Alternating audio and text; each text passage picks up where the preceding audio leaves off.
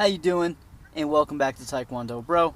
Today we're going to be talking about sparring, and especially full contact sparring versus technical sparring. Some people call it light sparring. So we're going to go through the advantages. Just for the people, we're going to turn off the video quick. You do need both of them, and we're going to go through why and where you need both of them. So let's start off with light contact sparring. Some people call it technical sparring, and I think that's actually the first advantage that it has. Is when you're fighting full contact, sometimes you don't want to try something brand new that you don't quite have down yet, because if it doesn't work out right, you're gonna incur some damage. It's gonna hurt. You might get like some bruises here and there. It's just overall not a good time. So especially when you have like a new combination, it's one thing to just go through repetitions in the air on a punching bag, with some pads up against a partner.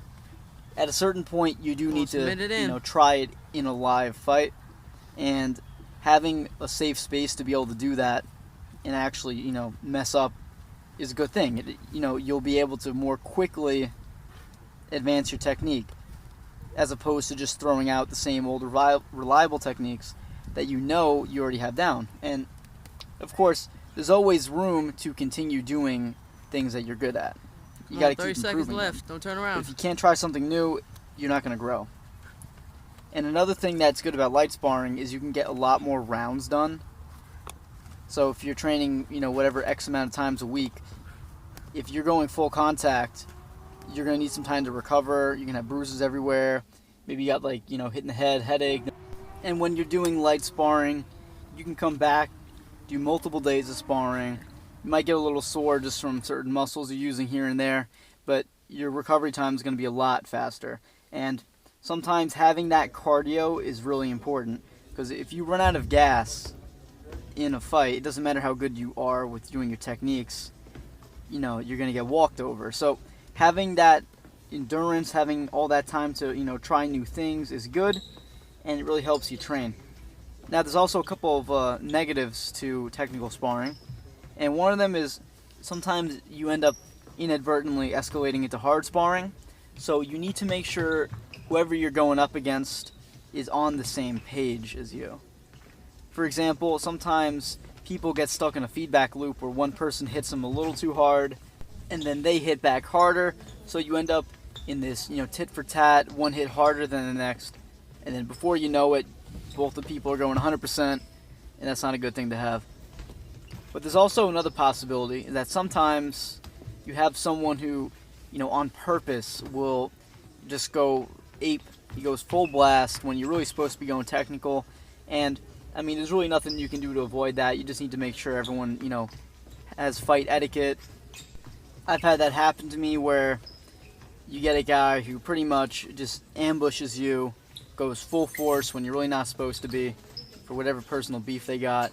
And it just ends up being a brawl, and that's never a good thing. Like, it's one thing to agree with someone before the round starts and go, hey, let's go, 100% here, let's, give it what we got. But it's really another thing when they kind of, spring it on you without asking when it's not supposed to be, because then, it's honestly like a real situation, so don't do that to people.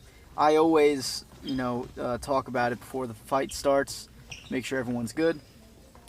And we're almost coming to an end here with the light sparring. So another thing that can happen, though, is if you do too much light sparring and you don't do enough full contact, is that the person who's throwing the moves, they don't have the proper follow through. Sometimes they're reinforcing some bad habits. So for example, you're throwing a kick and maybe your stance isn't quite right, your footwork's not, you're not twisting your hips right, and when you're just tapping, it's really not that evident. But when you go throw it full force, you realize your technique's not behind you. So it's important to really get at it and practice following through all the way.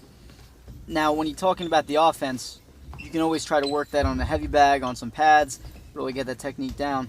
But there's also a more dangerous part, which is the person who's defending, who's blocking, receiving the technique, that they may not be respecting the impact. So, if they never fight hard, and you throw them punches here and there to their face, to the ribs, to wherever, that they're not going to appropriately respond to that. They might tank a hit, so to speak, and in order to get into a better position, which, yeah, you can do that, but, if you're relying on that all the way, you got to realize that you're taking damages here. And if you don't spar heavy, you really don't get that sometimes.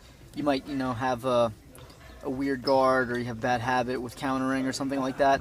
So whatever it is, you have to make sure that you respect the impacts that would have been happening, even if you're going light. So that way, if you do go full force, or when you go full force, you have the proper technique and you haven't been doing things wrong the whole time. So let's get over to some of the benefits of hard sparring, because sometimes people, they kind of forget about them a little bit. So there's no replacement for the experience of going full force. There's just so many variables, taking hits to the body, getting that, ability to tense up your core when you're getting hit, the way you block, make sure you have like good, positioning with your shoulders, how your feet are. There's just some things that you can't practice before jumping in. And, it's something that like Bruce Lee used to say, it's like sometimes you can't learn how to swim on the ground by like, just mimicking the strokes. You got to jump in the water and give it a shot. So, in terms of offense and defense, you really need to get it every once in a while. And on top of that, performing under pressure is something that you really need to learn how to do. Whether you come in at it from like a self-defense perspective where you think you might need to, fight for real on the streets, that's going to be a highly stressful situation, a lot of variables going left and right. Or maybe from a sports perspective, if, you're going to fight at a tournament, with that ability to have, your plan survive first contact, or like sometimes Mike Tyson says, like, everybody has a plan before they get punched in the face or something like that. So you need to be able to fall back on what you know when there's a lot of things going on, a lot of stress, and, if you've never been pressured, you might crack. So you need to at least experience that, a couple times here and there.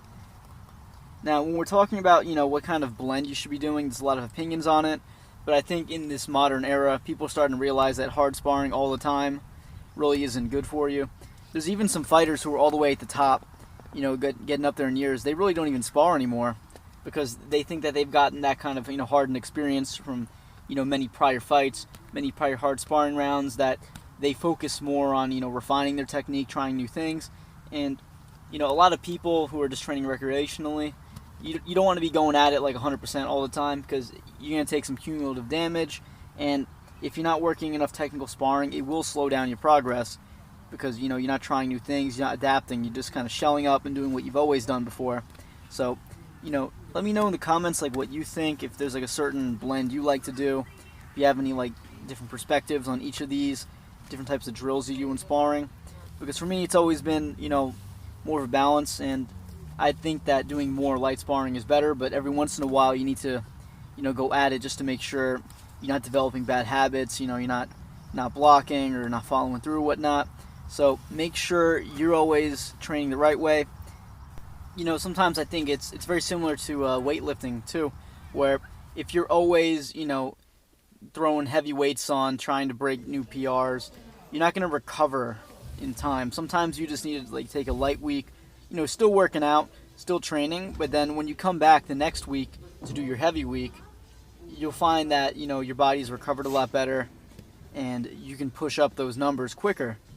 So sometimes, just going full force every time, all the time, your recovery slows down, and in the long run, it's not good for you, and it also isn't good for your training as well.